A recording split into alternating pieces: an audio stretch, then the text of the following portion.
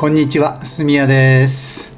今日は月の撮影についてです。昨日ね、月食だったんですね。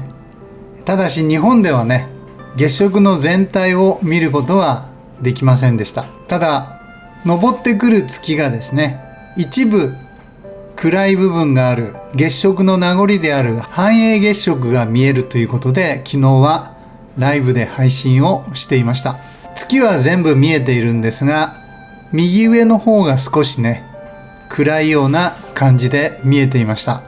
そしてその後 C スター S50 S30 ドワーフ3と3つのねスマート望遠鏡で満月ライブということでやっていましたが、その映り方のね違い見比べていただいて、アンケート調査でどの月が好きですかというのをやってみました。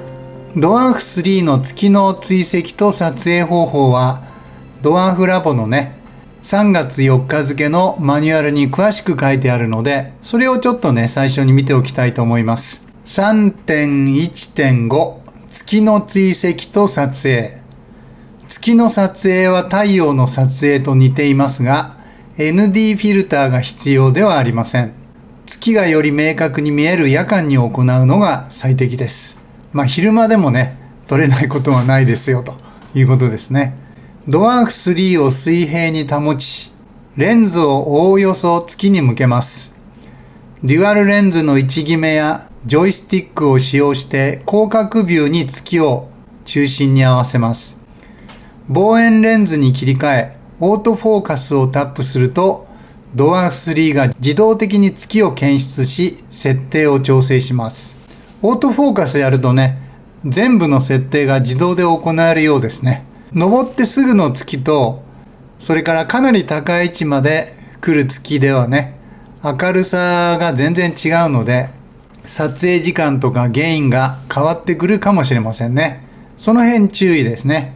高い位置でずっと移動している月はね、そんなに明るさ変わらないんですが、地平線に近い月を撮影している時の設定と、かなり高い位置でね、月がこうこうと明るく照っている時の設定は若干違うかもしれませんので、その辺は注意が必要ですね。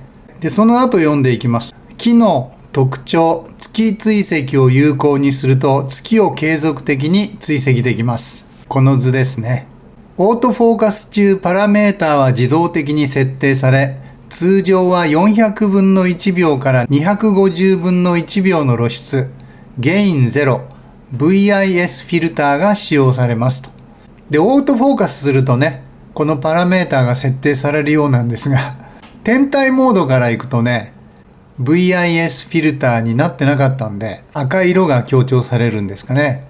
ピンク色の月になってね、ネオンサインのように色がね、いろいろ揺れ動いていました。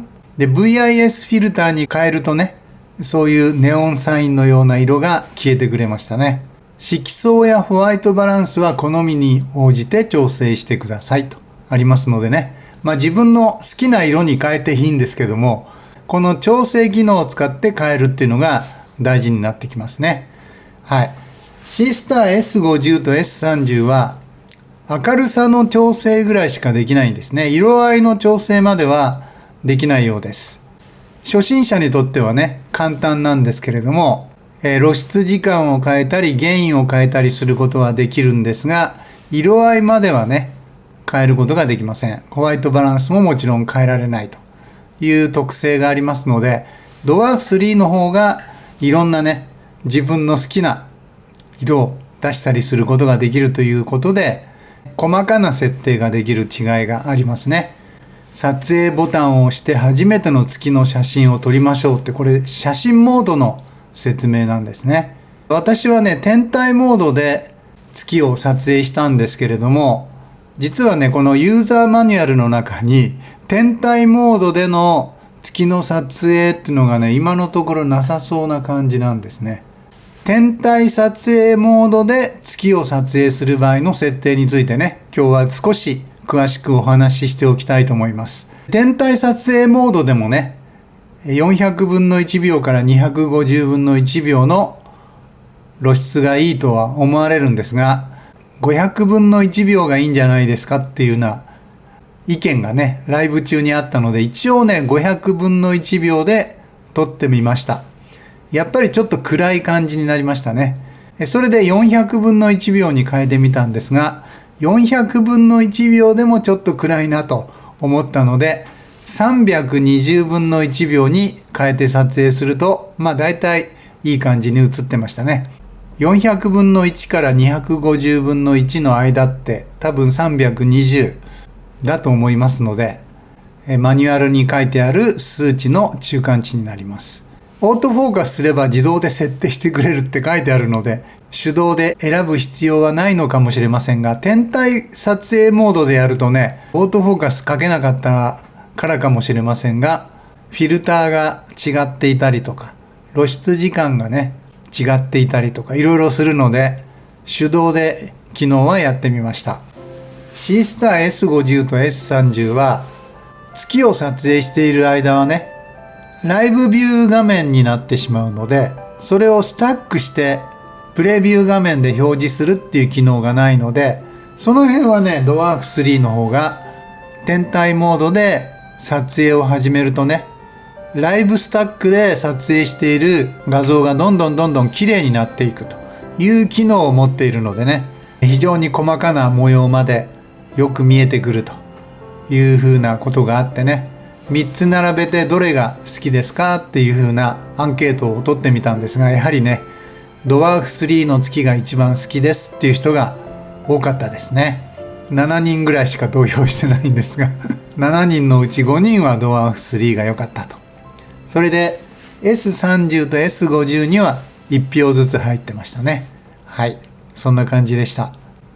この後ね、皆さんにもコメント欄でどれが良かったかお答えいただけるとありがたいかなというふうに思います。昨日のね、ライブのダイジェストをこの後まとめてありますので、ぜひご覧ください。どうぞ。月が昇ってきました。月が入りました。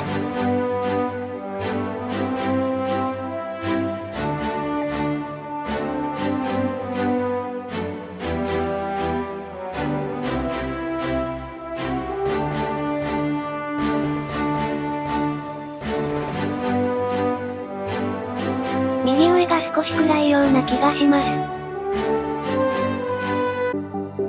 月が入りました。右上が半影月食で暗いような感じに見えます。ドワーフ3で月を追跡中です。信州の山奥にはまだ月は昇ってきません。やっぱり満月は綺麗ですね。月がネオンサインのようになっています。落ち着きました。木星が入りました。月食見えましたか？部分月食は見えたような気がします。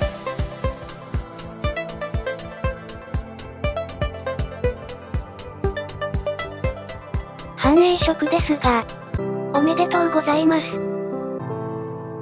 巻き戻してご覧くださいね。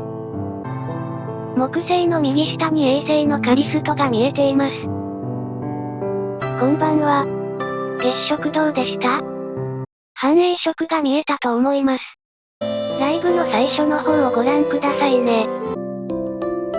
なんかモヤモヤした感じです。色も変化している感じですね。月が3つになりました。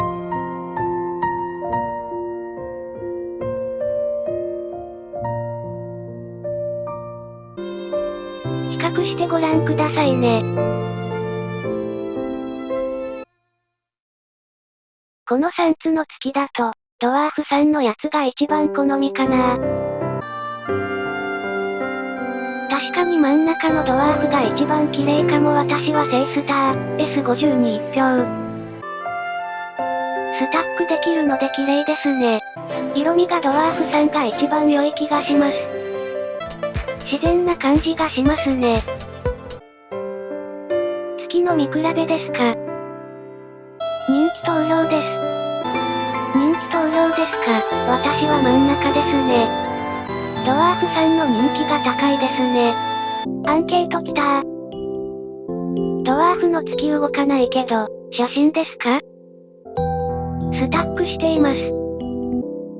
ほう、セイスターではできない芸当ですね。月の前を通る飛行機などは映りませんが、セイスターの方がライブ感がありますね。スタックしないとどんな感じなんでしょう？揺らめく月もいい感じですね。セイスタース50の映像が、荒っぽいけどライブ感があって、やっぱり一流。セイスターはちょっとコントラストが強すぎる感じ。そうかもしれませんね。子供の頃に肉眼で見た月はやっぱり真ん中のようだった気がする。太陽系モードだとコントラストをいじれないんですよね。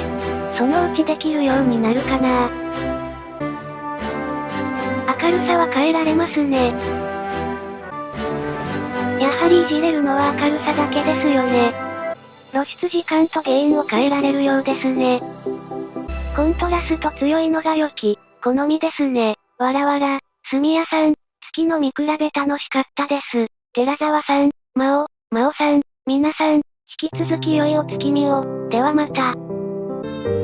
アンケートご協力ありがとうございました。いかがでしたか？一応月食とはいえね、月がはっきり欠けているような月食ではなかったんですが、右上の方がね、かなり暗い月の様子が昇ってきた直後には見えてましたね。どんどん高度が上がるにつれて反映月食の部分が消えていって、綺麗な満月の様子を見ることができましたね。月食直後ですから、ものすごいまん丸のお月様が見えたということで、非常に楽しかったですね。そして3つのスマート望遠鏡で月の映り具合の比較もできて、皆さんにもね、その中から自分の好きな月はどれかって選んでもらうことができたので、よかったかなというふうに思います。スマート望遠鏡もね、奥が深いので、皆さんもね、いろんな楽しみ方をしてみてはいかがでしょうか。月の前を飛行機が通ったりとか、鳥とかコウモリが通ったりとかね、そういういろんなイベントがあってね、非常に楽しいんじゃないかなというふうに思います。ライブスタックするとね、それができないっていう難点はあるんですけどね。いろんな月の楽しみ方、皆さんもやってみてはいかがでしょうか。満月過ぎてもね、いざよいの月、たちまち月、いまち月、ねまち月と4日間ぐらいはね、かなり早い時間に月が昇って楽しめますので、月をね、自分の目で望遠鏡を覗いてみてもいいし、スマート望遠鏡で写してみてもいいし、肉眼でね見てもいいし、双眼鏡で見ても楽しいと。本日の動画は以上です。ご視聴ありがとうございました。さよなら。チャンネル登録、グッドボタンよろしくお願いします。えいえいえいえいと。